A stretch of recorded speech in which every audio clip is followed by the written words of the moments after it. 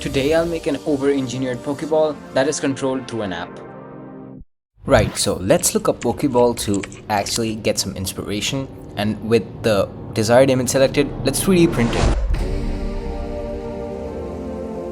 This is actually a multi-part build wherein various parts are printed including the shell, after which every other component is sanded down to get it ready for primer and spray painting.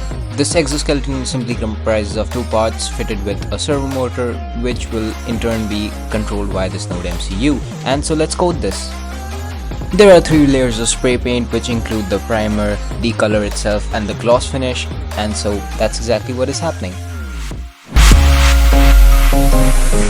Now with the internal skeleton painted, let's move on to finishing up the other shells. Thing is, it's quite easy to mess up, which I just did, so let's redo this real quick. And just to check everything fits, which it does, let's move on.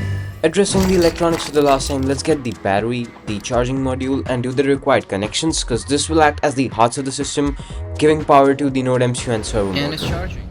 Time to work on the stand of the Pokeball, and I simply design it in Fusion 360 and 3D print it. It's a really simple design, and now moving on to the Pokeball itself. So stuff the electronics and you're done. But before I show you how it turned out, guys, like and subscribe right now. Let's continue. And so this is how it turned out, just like a real Pokeball.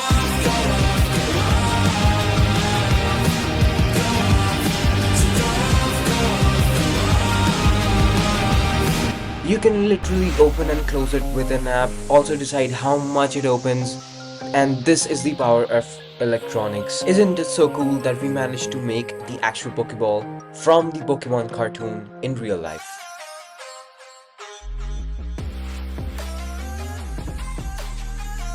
So I think we're all done.